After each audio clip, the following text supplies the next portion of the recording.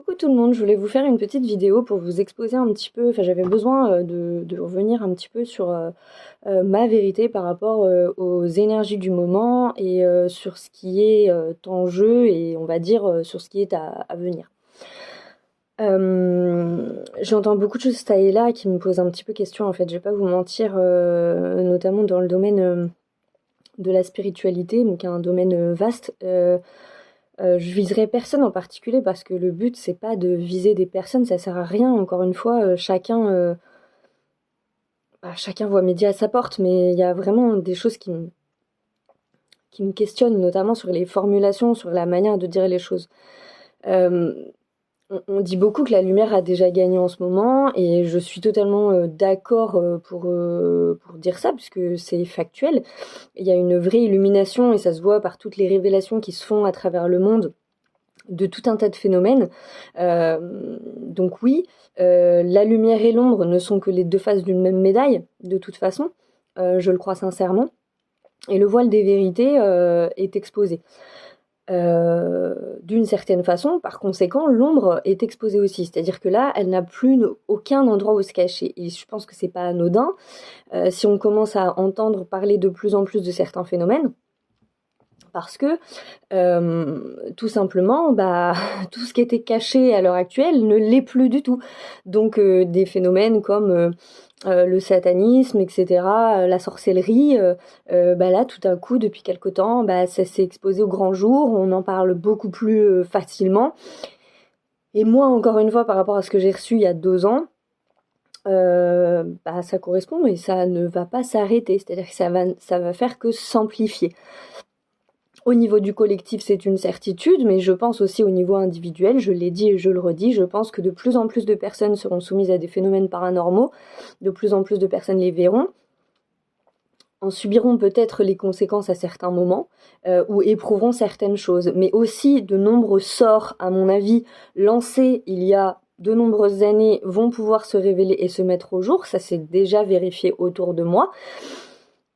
Donc je ne peux que vous parler de la vérité que je partage dans mon quotidien. Je crois que c'est pas anodin si on a autant de vérité en ce moment en ce qui concerne les enfants, et notamment le fait qu'ils puissent être en danger parce que leur énergie est détournée et utilisée à autre chose. Sujet qui me tient particulièrement à cœur parce que je crois que c'est excessivement important. Et en fait, dans le collectif comme au niveau individuel, l'ombre elle est à transmuter. Sauf que je sais pas pourquoi. Je sais pas, peut-être d'ailleurs des gens parmi vous auront la réponse. Mais dans le domaine de la spiritualité, l'ombre c'est vraiment quelque chose de tabou. C'est-à-dire que on peut pas en parler. Et en général, les gens en parlent du bout des lèvres. Sauf certaines personnes, hein. Il y a des personnes qui en parlent très ouvertement, mais je parle de manière générale. On parle du bout des lèvres. Et que ce soit l'ombre, la sorcellerie, le satanisme et tout ça, c'est pas de bon ton d'en parler. Encore une fois, je ne sais pas pourquoi, parce que ça fait vraiment intégralement partie de la vie, donc c'est quand même, je trouve ça assez étrange de toujours être en train de dire, faut parler que de la lumière, faut parler que de la lumière, il faut ne pas voir certaines choses, ne pas voir certaines choses. Franchement, au contraire, si cette vidéo pouvait servir de débat, j'en serais ravie, parce que vraiment, ça correspond tellement pas à ce que j'entends et à ce que je reçois depuis maintenant plus de 2 ans, mais j'ai envie de dire depuis toujours, parce que ces choses-là, elles ont toujours été en moi. Donc, et pour exemple, j'en ai un passage de Harry Potter quand je sais, ça va paraître bête comme comparaison, mais vraiment, quand il dit à un moment donné, on doit pas avoir peur de prononcer un nom parce que ça ne fait que renforcer son pouvoir. Ben voilà, c'est ni plus ni moins, c'est-à-dire que c'est pas parce que tout d'un coup on va arrêter de parler de sorcellerie, de satanisme et tout ça que ça va arrêter d'exister en fait. Bien au contraire, ça va continuer d'exister. Et je crois au contraire, contrairement à ce que j'ai pu entendre ce matin dans une vidéo, qu'il faut que ça remonte à la conscience du plus grand nombre. Parce que si ça ne se conscientise pas, ça ne peut pas disparaître. Or, il est profondément urgent que toutes ces choses-là disparaissent. Vraiment de notre monde, afin que des centaines et des milliers d'enfants et d'âmes soient sauvés.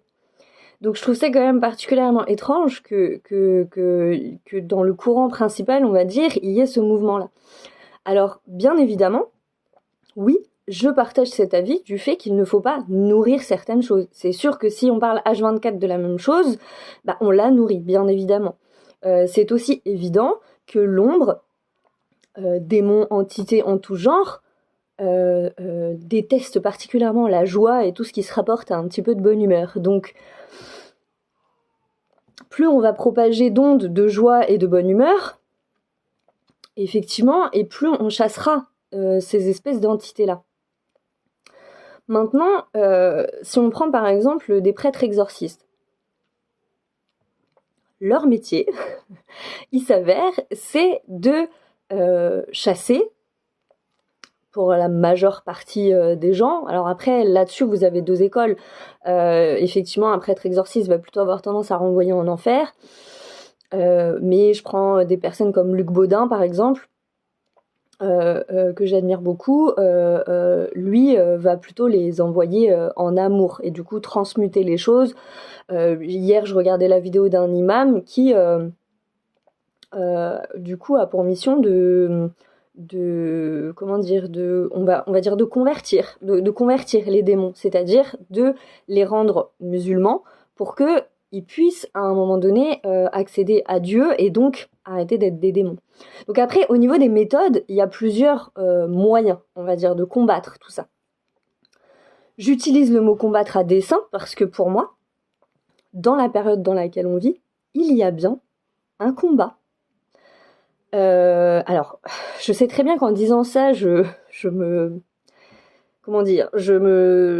sépare et je diffère un petit peu de beaucoup de gens dans le domaine de la spiritualité, et peut-être ai-je tort, et si j'ai tort, j'aurais pas de mal à le reconnaître, mais là encore, je vous parle avec ce que j'entends, en guidance avec ce que je reçois. Je crois que c'est un petit peu, excusez-moi l'expression, mais de la branlette intellectuelle de se positionner sur les mots comme ça, genre combat, non, faut pas lutter, parce que à un moment donné, encore une fois, hein, dans le cas d'un prêtre qui ferait de l'exorcisme, il est bien obligé de mettre un stop à un moment donné, sinon la personne, elle est toujours possédée ou elle est toujours en proie à son entité. Deuxio, quand il y a admettons même 30 secondes qu'on soit dans cette logique de combat entre l'ombre et la lumière, à un moment donné, et je vais vous dire pourquoi je suis persuadée qu'il y a un combat entre l'ombre et la lumière, c'est que jusqu'ici, toutes ces vérités n'étaient pas révélées. Donc pour qu'il y ait un combat, il fallait que les choses soient révélées. Et en l'occurrence, on arrive dans l'ère de la vérité, et de la justice, et de la justesse. Donc pour qu'il y ait justice, il fallait que les choses soient révélées. Or, les choses sont en train d'être révélées. Et une fois que les choses sont révélées, là, on peut être à armes égales avec les personnes en face de nous. Je pense aussi que c'est totalement pour ça qu'on nous demande d'être profondément des piliers de lumière.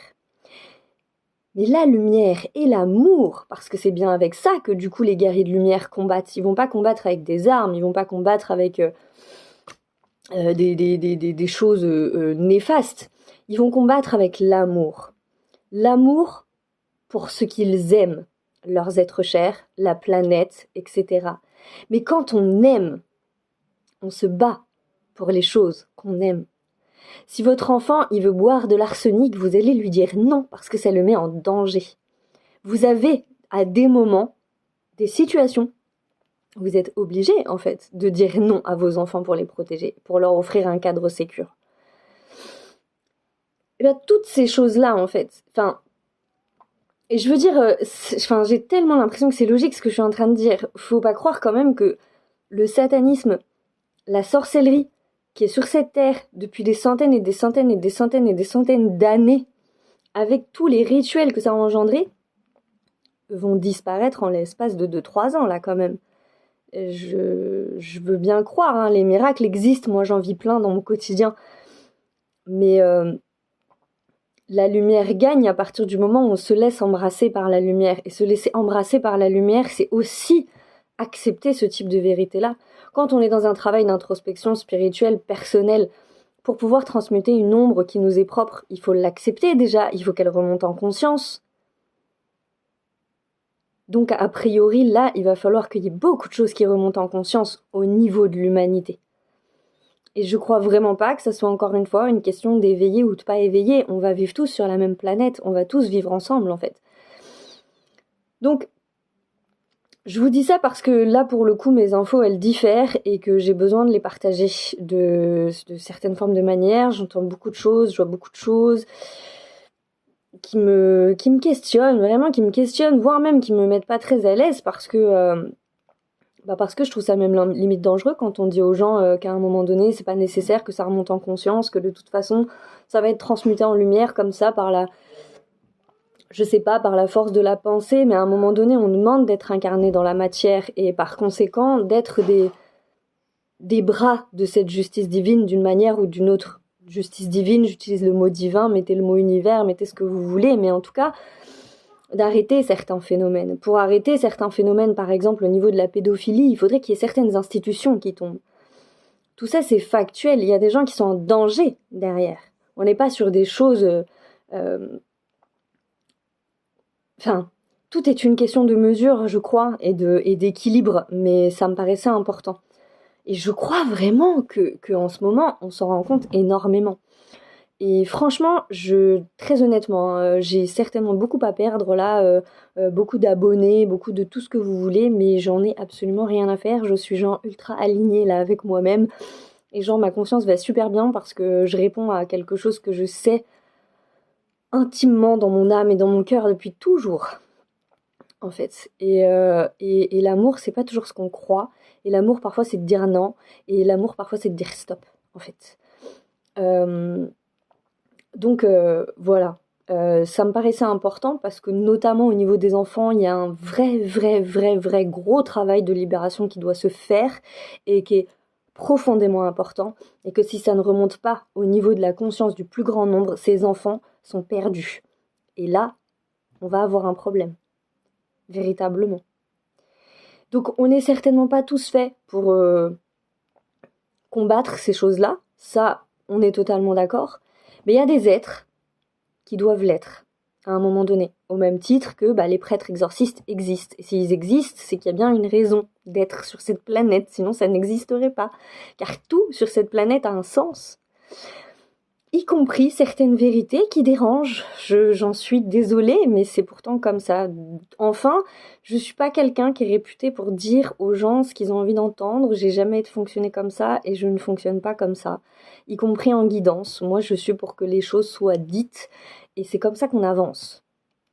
Donc voilà, ça me paraît important. Enfin, je crois qu'il faut pas confondre ce qui est en train de se passer au niveau du collectif et nos avancées individuelles.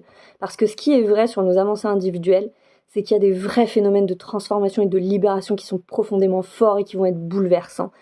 Des gens qui vont enfin retrouver le chemin de leur âme comme jamais et qui vont se trouver comme jamais. Et ça, oui, c'est miraculeux.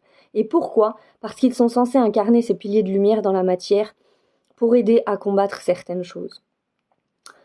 Et j'ai pas l'impression de dire un gros mot quand j'utilise le mot combattre, je suis désolée. Donc, du coup, voilà, le déni me paraît beaucoup plus dangereux que le mot combat. À un moment donné, c'est pleinement assumé, c'est pleinement réfléchi. Ça fait déjà bien trop longtemps que je réfléchis à tout ça sans le dire. Ça me paraît vraiment très important. Donc, et quand je vous dis ça, en plus, je ressens aucune peur. J'en ressens absolument aucune. C'est-à-dire que à partir du moment où je sais que je suis alignée à ma vérité, moi, j'ai tellement l'habitude de ces forces que non, elles ne me font pas peur en fait. Elles ne me font pas peur parce que je sais que factuellement, la seule chose qu'elles peuvent faire, c'est créer de la peur, c'est tout. Je peux décider de ne pas avoir peur d'elles et donc décider qu'elles n'ont absolument plus aucune emprise sur moi. C'est comme ça qu'on les combat. Au mieux, et qu'on les transmute. Voilà. J'espère que cette vidéo aidera peut-être certains à y voir plus clair. En tout cas, ça me paraissait vraiment important de pouvoir dire ça parce que vraiment, on arrive dans une ère particulière où il y a des choses particulières qui vont remonter en surface et c'est important d'avoir ça en conscience. Voilà. Je vous souhaite une excellente journée et je vous dis à plus tard.